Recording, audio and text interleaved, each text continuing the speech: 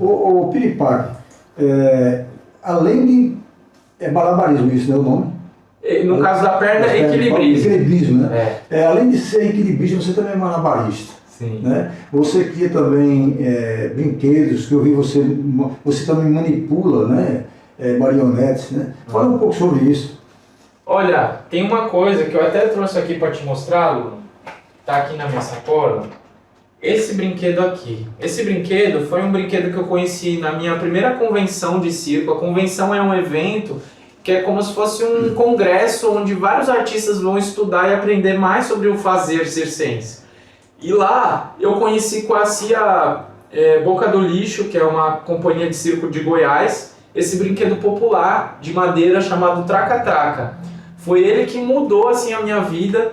Eu só tô aqui no Nordeste hoje, só tô conseguindo levar a vida assim através do circo por causa desse brinquedo aqui. É um brinquedo muito especial.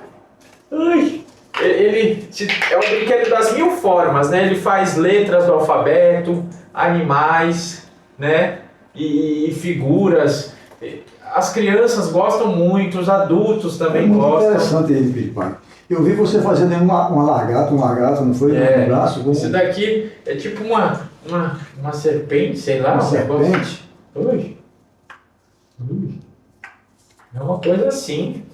É um brinquedo que eu nunca imaginei na vida que eu ia construir e vender brinquedos, ser construtor de brinquedos, né? Você também constrói esses brinquedos e também vende. Sim. E aí depois, dentro disso de pesquisar o mundo do palhaço, de procurar coisas diferentes para juntar com o circo, eu acabei conhecendo também os bonecos, né? Aqui no Recife, eu conheci um mestre. Marionetes. Eu conheci um mestre daqui do Recife que me ensinou um pouco sobre os bonecos. Ele faz tudo com material reciclado, garrafas PET. O nome dele é Laércio, do Teatro Bonecartes. Ele já trabalha com teatro de marionetes há mais de 30 anos, ele está meio se aposentando. E eu conheci ele bem no meio de uma pandemia e fui aprendendo com esse mestre com as marionetes, né? Depois até vou falar aí para você botar na edição, mostrar um pouco desses bonecos, né? Que o que eu trouxe aqui hoje é mais portátil. Eu não trouxe muito a marionete que... Falando em marionete, eu vi, não cortando o que você está falando, já cortando mesmo assim, eu vi um vídeo seu na internet, você fazendo o Michael Jackson na marionete. Aquilo eu achei interessante. Se não me engano, foi vindo de um ônibus, cara. Foi. E a galera foi a loucura ali, naquele momento. Esse tipo de manipulação, para você chegar àquele estágio que você chegou, que eu vi naquele vídeo, você levou quanto tempo para aprender? O meu professor de marionetes, o Laércio, ele me ensinou a construir os bonecos, mas não ensinou a manipular muito. E a manipulação, eu fiz uma oficina ou outra perdida assim, num festival de bonecos que eu fui, lá perto de Florianópolis. E aí foi na tora mesmo. Eu peguei os bonecos e aí eu procurava, por exemplo, esse do Michael Jackson que você está falando é um fantasma, é o Sinistro, né? O truque dele, cada marionete tem um truque. O truque dele é que ele flutua no ar como se fosse um fantasma e os membros dele se separam. Os braços e as pernas se separam do tronco, a cabeça dele flutua. E aí eu falei, um fantasma, qual a música que combina mais? Aí surgiu essa música do Michael Jackson, que é uma música muito popular, que é o Thriller, né, que combina com o tema do boneco. E aí acabou casando, assim, aí... A marionete é meio que o ritmo da música. No caso do Sinistro, ele é uma marionete dançante. Então, eu faço ele dançar e o ritmo daquela música foi muito importante para me dar o ritmo de manipular ele. É muito legal, Piripaque. Eu quero convidar a galera que está nos vendo agora, né, para seguir você nas redes sociais, acompanhar o seu trabalho, porque foi assim que eu te conheci e achei maravilhoso. É por isso que a gente está aqui hoje conversando, né? Mas assim, voltando ao teu trabalho aqui em Recife, você já está radicado aqui em Recife há quantos anos? Eu estou aqui em Recife há 4 anos, né? Eu cheguei em 2020, que foi o ano que teve a pandemia. Eu cheguei em janeiro, fevereiro, e aí veio em março, aconteceu ela, e eu estava dando aula de circo em troca de hospedagem numa ONG, já morando aqui onde eu moro atualmente, que é na Ilha de Deus. Me apaixonei pela Ilha de Deus, uma comunidade de pescadores no meio do manguezal do Recife. E aí foi assim, foi acontecendo, né? sei lá, Deus, o universo traz umas coisas assim pra gente que é no tempo dele, que a gente não controla, e isso é bom também. Hoje basicamente você tem uma carreira aqui em Recife, né? Você trabalha não só em circo, mas também em eventos privados, né? Eventos escolares. Sim. E quais são os eventos que você mais faz esse tipo de trabalho? Eu trabalho bastante em escola, eu trabalho bastante na rua, eu trabalho em eventos privados, já fechei com o Sesc, com empresas que contratam shows, espetáculos. Tudo que me chamar eu vou, né? Mas assim, o meu foco, que eu amo fazer, o que gosto mais de estar, o lugar que eu quero estar é na rua com o povo, assim. Porque uma apresentação num evento fechado e tal, com um patrão, é bacana, você receber um cachê, você ajuda a pagar as contas, pagar os boletos, mas onde eu quero estar é ali, no olho, é ali junto com o povo. Agora, diante disso aí, você fazendo seu trabalho na rua, né, de palhaço, de malabarista, de equilibrista, de manipulador de marionetes, você não tem cachê, né? Como é que você é remunerado quando você está trabalhando na rua? Eu sou remunerado através do chapéu, né? Que é você passar ali o chapéu e as pessoas vão contribuindo, vão ajudando. Depois do espetáculo você corre o chapéu. Sim. E a galera bota quanto quiser. Inclusive, eu acho que o chapéu é a maneira mais democrática de você ter acesso à cultura, acesso à arte, porque é verdade. Tem gente que nunca viu um palhaço na vida, que nunca conseguiu ir no circo na vida e ver pela primeira vez o piripaque na rua apresentando. Quer dizer, se você nunca foi no circo, eu levo o circo até você. E isso é um serviço que eu estou prestando à cidade, à sociedade como um todo, né? Então as pessoas valorizam isso, porque elas contribuem comigo não só pela arte, pela cultura que eu trago, mas principalmente porque olham para mim ali por trás daquele nariz vermelho e vê um jovem que está ali sonhando, realizando, fazendo o que ama, e isso é bonito. É por isso que as pessoas ajudam, contribuem. Você falou uma coisa interessante do nariz. Eu sempre fui muito inculcado com o nariz do palhaço.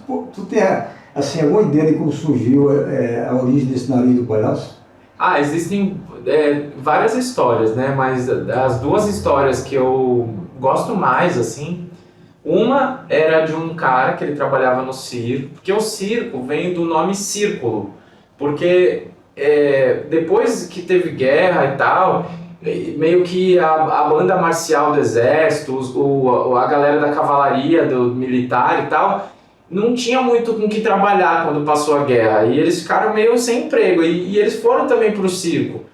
E tinha esse lance do cara, do cavaleiro, da cavalaria, ele fazia um truque no cavalo, que era uma parte do circo chamado circo equestre, que vem do cavalo, e ele corria em círculos, porque se ele corresse para um lado assim, numa rua reta, ou corresse para o outro, o público não ia conseguir passar o chapéu. Ele ia acompanhar também. Aí ele sacou que com a força centrífuga, né, de correr em círculos, o público conseguiria assistir ele até o final, ele passava o chapéu dele, e isso depois foi se fechando numa lona, numa coisa assim, né? Aí tinha um cara que trabalhava como um cavaleiro assim, que fazia uns truques no cavalo, e teve um dia que a apresentação dele foi terrível, ele foi subir no cavalo, caiu, não sei o que, dizem que ele bateu com o nariz no chão, o nariz dele ficou inchado, vermelho, não sei se ele estava bêbado, tem uma história assim de que ele poderia estar bêbado, e foi um fiasco o show dele. Só que foi um fiasco mesmo, não foi nada engraçado, foi um fiasco total ao ponto dele ser demitido.